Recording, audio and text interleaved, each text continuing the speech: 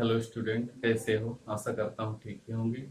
तो आज हम फिजिक्स का एक महत्वपूर्ण टॉपिक का अध्ययन करेंगे जो क्लास 10th और 12th दोनों से संबंधित है, जिसका नाम है पूर्ण आंतरिक परावर्तन का अनुप्रयोग। देखिएगा, तो कुछ अनुप्रयोग हमको पढ़ना है पूर्ण आंतरिक परावर्तन का।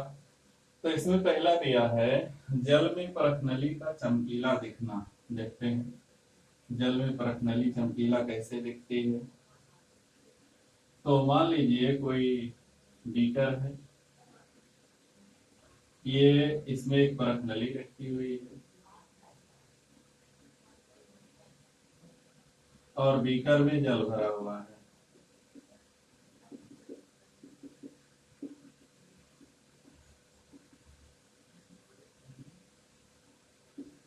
पूरे में जल है, केवल की परख नली के अंदर वायु भरी हुई है।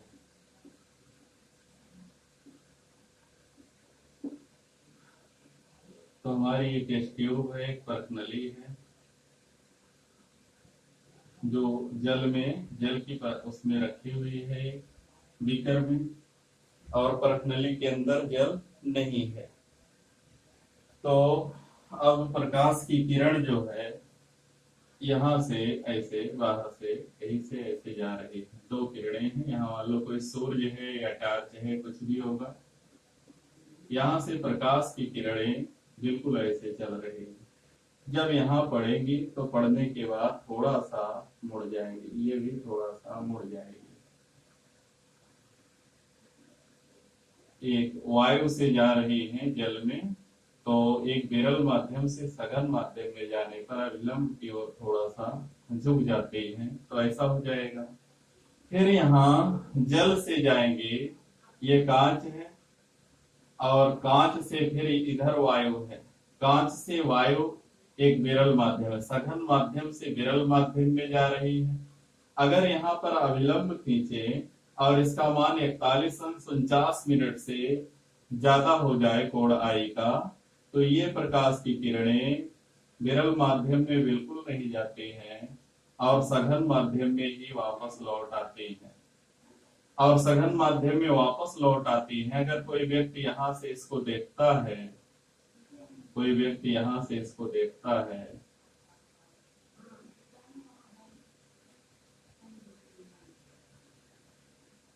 यहाँ से देखेगा, तो उसको लगेगा कि इस प्रकाश की जो समस्त किरणें हैं उसी परख नली की दीवार से एक ही किरण नहीं जाएगी, जितनी जाएंगी सब इसी आंख की तरफ जाएंगी। तो जो व्यक्ति यहाँ से देखेगा उसको लगेगा कि ये इसी कांच के परख नली की दीवार में से ही समस्त किरणें बाहर निकल रही हैं, और उसको ये परख नली की जो दीवार है बिल्कुल चमकती हुई दिखाई देगी। और इसका कारण है पूर्णांतरिक परावर्तन, क्योंकि यहाँ अपवर्तन नहीं हो रहा है। केवल एक बार यहाँ अपवर्तन हुआ, दूसरी बार इसका पूर्णांतरिक परावर्तन हो गया, जिसके कारण कांच में पड़ी हुई परख नली चमकती हुई दिखाई देती है। इसके बाद दूसरा है शीशे में पड़ी दरार का चमकना। शीशे में पड़ी दरार का चमकना देखते हैं। ये हम लोगों ने कई बार देखा, जो हमारे घरों में कांच के शीशे होते हैं, कांच ही कह दें, कांच में पड़ी दरार का चमकना। कांच में पड़ी दरार का चमकना।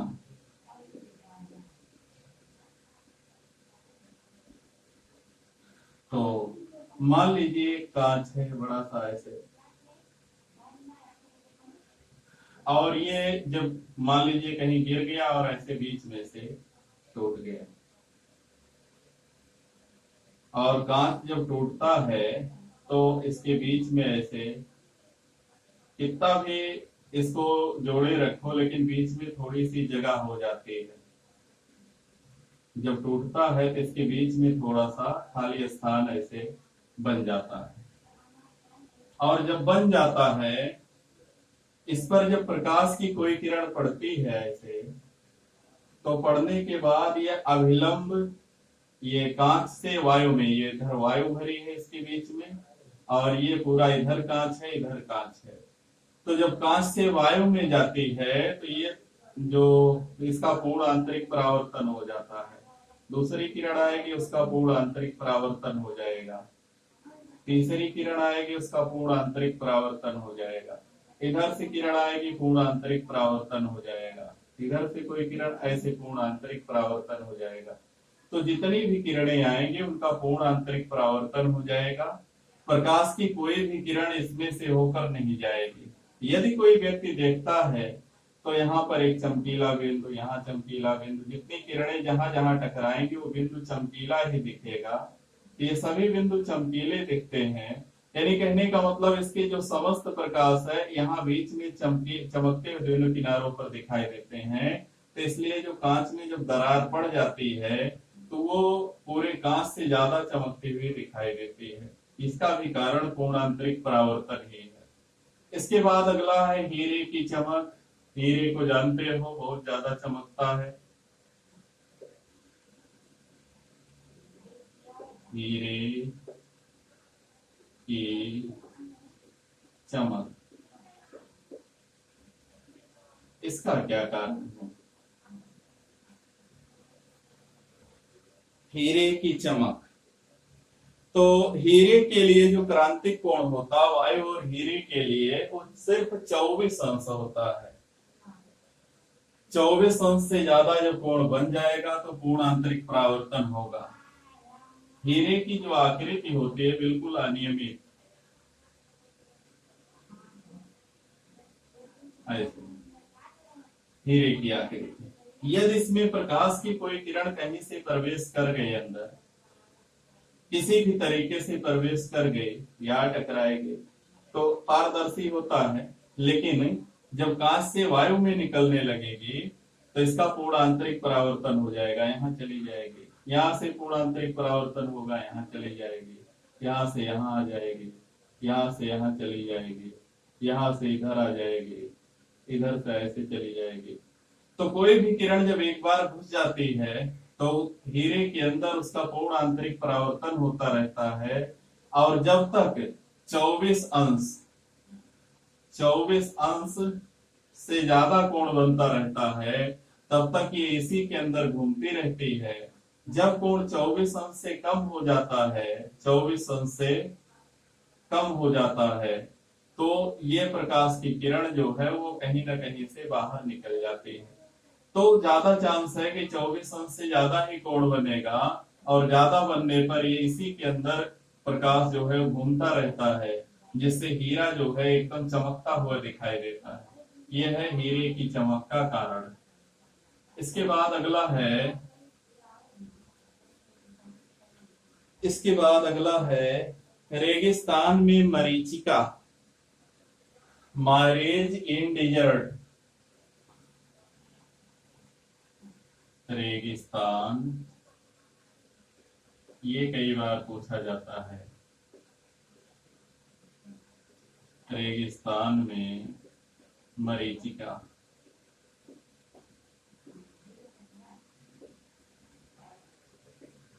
कभी कभी मृग त्रिफड़ा के नाम से भी पूछा जाता है। तो यही है, मरीचिका, मृग त्रिफड़ा, मायरेज सब एक ही है। तो रेगिस्तान, हम जानते हैं रेगिस्तान में पाई जाती है रेत, नीचे होती है बालू, जमीन पर पाई जाती है रेत। और ये रेत का गुण है, ये बहुत जल्दी से गर्म होती है और बहुत जल्दी से ठंडी हो जाती है। तो रेगिस्तानों में जो रेत है वो सूर्य का प्रकाश पड़ते ही शीघ्र गर्म हो जाती है, और जैसे ही शाम होती है तुरंत ये ठंडी भी हो जाती है। ये मान लो रेगिस्तान में कहीं एक पेड़ है और यहाँ पर कोई व्यक्ति है या मृग है, क्योंकि मृग त्रिफड़ा कहा जाता है इसलिए मान लो यहाँ पर एक मृग है। तो हम जानते हैं कि जो गर्म वायु की परतें होती हैं वे बहुत दूर दूर होती, नीचे की परतें यहाँ काफी दूर दूर होंगी। जैसे जैसे ऊपर जाएंगे परतें नजदीक आती जाएंगी, और ऊपर जाने पर और करीब करीब हो जाएंगी, ऐसे। काल्पनिक वायु की परतें। तो यहां से चलने वाली जो किरणें होंगी, ऊपर जो माध्यम है सघन है, चूंकि परतें सघन है, और नीचे वायु की परतें विरल है। सघन माध्यम से जब विरल माध्यम में प्रकाश की किरण चलती है, सघन माध्यम से जब विरल माध्यम में जाती है, तो अविलंब से दूर हट जाती है। मान लीजिए यहां से कोई किरण चली, ऐसे चलते चलते चलते चलते यहां तक ऐसे आती है। ये अगर मृग है यहाँ पर, तो इसको जो है ऐसे दिखाई देगा। तो यहां से चलने वाली प्रकाश की किरणें चलती हुई इस तरीके से आती हैं, और यहाँ पूर्ण आंतरिक परावर्तन इनका हो जाता। देखिएगा, अगर यहाँ अविलंब खींच दे तो अविलंब से दूर, फिर अविलंब से दूर, फिर दूर, फिर और दूर, फिर और दूर, फिर और दूर, यहाँ आके इनका पूर्ण आंतरिक परावर्तन हो जाता है और इस तरीके से पहुंचते हैं। तो जब रेगिस्तानों में कोई व्यक्ति होता है या कोई हिरन होता है, उसको सामने जो पेड़ है, वो जब उसको देखता है तो वो ऐसे नहीं देखता कैसे ऊपर मुंह करके हम लोगों की तरह से बिल्कुल देखता, यहाँ से ऐसे एंगल ऑफ एलिवेशन बनेगा, नहीं, ऐसा नहीं होता है। वो देखेगा ऐसे नीचे को, और उसको दिखाई देगा इसका शीर्ष। तो इसकी अगर दृष्टि रेखा को हम ऐसे पूरी कर दें, दृष्टि रेखा को ऐसे पूरी करते हैं, तो इसको लगेगा कि यहाँ पेड़ जो है, पेड़ यहाँ ऐसे नीचे की तरफ है, उसी पेड़ की परछाई इसको ऐसे नीचे की ओर दिखाई देने लगती है। और इसको लगता है, व्यक्ति को दिखाई देता अगर ऐसा, वो पेड़ है सीधा, और इसको ऐसा दिखाई देता क्योंकि इसकी जो दृष्टि रेखा है नीचे की ओर हो जाती है, तो इसको दिखाई देता पेड़ नीचा है। और ऐसा पेड़ जो है नीचे की तरफ तभी दिखाई देगा जब वहां पर कोई जल हो। तो व्यक्ति को लगता है कि आगे एक तालाब या कोई नदी है जिसमें पेड़ की परछाई दिखाई दे रही है, जबकि वास्तव में ऐसा नहीं होता है। और इसी को मरीचिका कहा जाता है या मृग तृष्णा कहा जाता है। तो अगर किसी हिरन को प्यास लगी रेगिस्तान में, तो उसको सामने जो पेड़ होगा उल्टा दिखेगा, और उसको लगेगा कि वहां कोई आगे तालाब है, और जब वहां पहुंचेगा तालाब पर, तो उसको वहां ऐसा कुछ भी मिलेगा नहीं। इसीलिए इसको मृग तृष्णा या मरीचिका के नाम से जाना जाता है। यह है रेगिस्तान की मरीचिका। अगला है ठंडे देशों की मरीचिका। एक और है, जैसे यहाँ रेगिस्तान था, वैसे ठंडे देशों में भी मरीचिका बनती है। वो वहां पर क्या होता देखिएगा,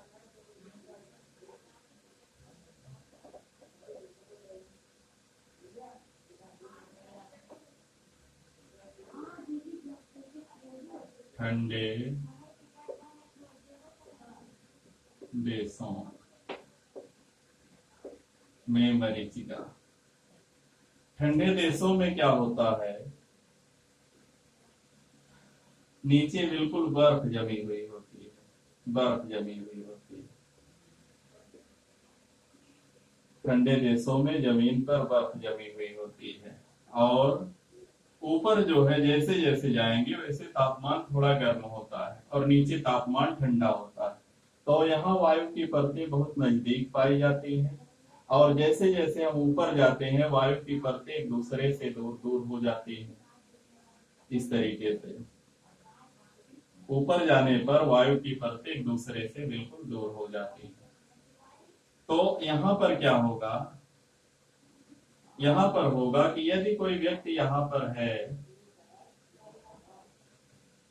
यदि कोई व्यक्ति यहाँ पर है, और यहाँ एक झील है, और झील में कोई नाव है, झील में कोई नाव है ऐसे,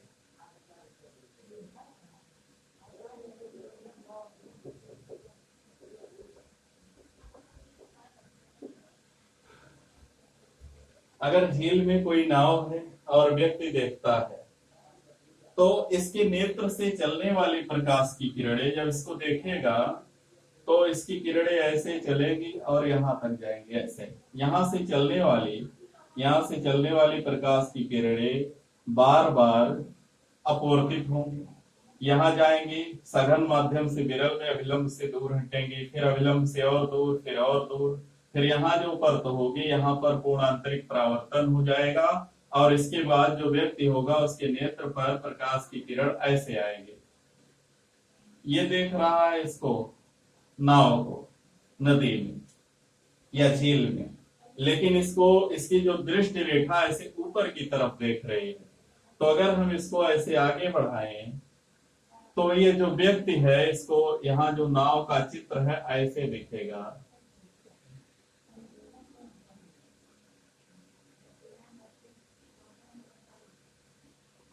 ऐसे दिखेगा और उसको लगेगा कि जो जल है वो आसमान में है, ऊपर है, जबकि जल जमीन पर है। लेकिन व्यक्ति जो देखेगा वो बहुत ऊपर जल देखेगा और उसको यहाँ भी जल मिलेगा नहीं। आगे नदी है लेकिन उसमें जो नाव है वो नाव का जो चित्र है उसको ऊपर आभास होगा।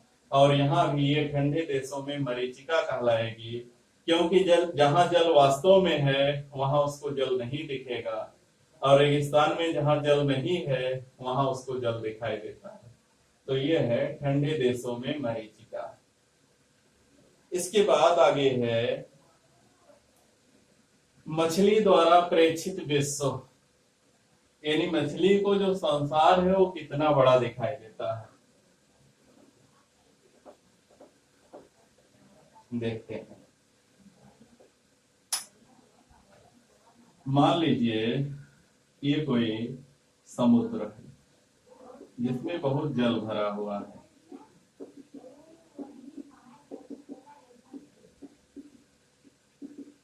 समुद्र में जल है और जल में यहाँ पर एक मछली है, यहाँ पर एक मछली है, समुद्र में एक मछली है।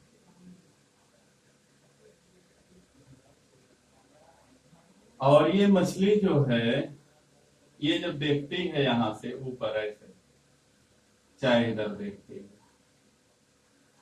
तो यहाँ पर जल है और ये इसके द्वारा देखी गई जो किरणें हैं जल से चल कर जाती हैं। यहाँ पर वायु है और वायु में पहुंचती हैं। अगर इसका जो कोण है वो क्रांतिक कोण से बड़ा है तो ये जो है क्रांतिक कोण के अगर बराबर है तो इसकी दृष्टि रेखा इधर चली जाएगी और इधर जो है इसकी दृष्टि रेखा इधर चली जाएगी। और मछली को लगेगा कि संपूर्ण विश्व जो है, यहाँ कोई वस्तु हो चाहे यहाँ पर कोई वस्तु हो, उसको इसी इतनी दूरी के अंदर ही दिखाई देता है। ये इसके द्वारा कल्पित संसार है मछली के द्वारा। ये मछली द्वारा प्रेक्षित विश्व है जो एक शंकु के आकार में उसको दिखाई देता है। तो ऐसा नहीं कि मछली को पूरा बाहर जितने भी संसार है पूरा दिखाई देता है, नहीं दिखाई देता। जो भी वस्तुएं हैं वो इसी के इतने शंकु के अंदर ही दिखाई देंगी। ये मछली द्वारा प्रेक्षित विश्व है। इसके बाद एक और है इसमें प्रकाशिक तंतु, ऑप्टिकल फाइबर। क्या होता है प्रकाशिक तंतु?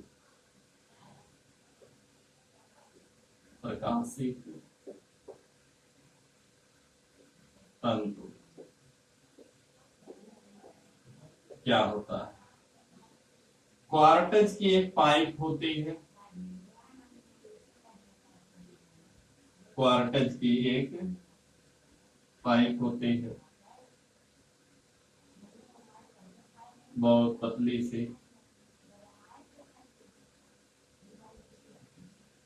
ये मान लीजिए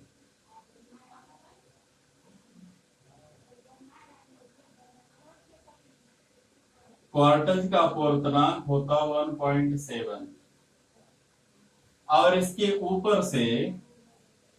ऊपर से पॉलिश कर दिया जाता है किसी पदार्थ का। मान लीजिए कांच का पॉलिश कर दिया गया इसके ऊपर, जिसका अपवर्तनांक है 1.5 और इसका अपवर्तनांक है 1.7। ये है क्वार्टज का। यानी क्वार्टज एक सघन माध्यम है और कांच एक विरल माध्यम है। तो जब प्रकाश की कोई किरण इसके अंदर प्रवेश कर जाती है, तो जब यहाँ प्रवेश कर जाएगी तो ये एक सघन माध्यम से विरल में जाएगी। अगर ये कोण जो है इसका क्रांतिक कोण से बड़ा है, IC से ज्यादा है, तो इसका पूर्ण आंतरिक परावर्तन हो जाएगा। फिर यहां से पूर्ण आंतरिक परावर्तन हो जाएगा, फिर यहां से होगा। इस तरीके से पूर्ण आंतरिक परावर्तन होते होते यहां से ये सिग्नल बाहर निकल जाता है। हम यहां से सिग्नल भेजते हैं। इसको जो पॉलिश किया जाता है इसको कहते हैं क्लेडिंग। तो प्रकाशिक तंतु जो होता है एक पूर्ण आंतरिक परावर्तन की घटना पर आधारित युक्ति है जिसकी सहायता से प्रकाश सिग्नल को एक स्थान से दूसरे स्थान तक बिना ऊर्जा ह्रास की भेजा जा सकता है। यह क्वार्टज का अत्यंत लंबा व लगभग 10⁻⁴ मीटर मोटाई का पतला पाइप होता है। यह पाइप सभी स्थानों पर 1.5 अपूर्णांक वाले पदार्थ से लेपित होता है, पॉलिश किया रहता है। पाइप के भीतरी भाग को क्रोड और ऊपरी भाग को अधिपट्टन या क्लेडिंग कहते हैं। क्रोड के पदार्थ का अपूर्णांक अधिपट्टन के अपूर्णांक की तुलना में अधिक होता है। इस प्रकार पाइप बड़ी संख्या का समूह प्रकाश पाइप बनाता है तथा सिग्नल को एक स्थान से दूसरे स्थान तक भेजा जाता है। तो इसका उपयोग प्रकाशिक सिग्नल को एक स्थान से दूसरे स्थान पर भेजने के लिए किया जाता है। यह एक क्वार्टज की पाइप होती है, इसको क्रोड कहते हैं, और इसके ऊपर 1.5 अपूर्णांक वाले पदार्थ की पॉलिश की जाती है, इसको क्लेडिंग कहते हैं। जब कोई प्रकाश सिग्नल एक सिरे से प्रवेश कराया जाता है तो इसका पूर्ण आंतरिक परावर्तन कई बार होते होते या दूसरे सिरे तक आसानी से पहुंच जाता है। इसकी सहायता से प्रकाश चित्रित संदेश को एक स्थान से दूसरे स्थान तक आसानी से भेजा जा सकता है। प्रकाशिक सिग्नल को एक स्थान से दूसरे स्थान तक भेजा जा सकता है। तो यह था पूर्ण आंतरिक परावर्तन के अनुप्रयोग। तो इस वीडियो में इतना ही। अगर हमारा वीडियो पसंद आएगा तो वीडियो को लाइक कीजिए, शेयर कीजिए, चैनल को सब्सक्राइब कीजिए।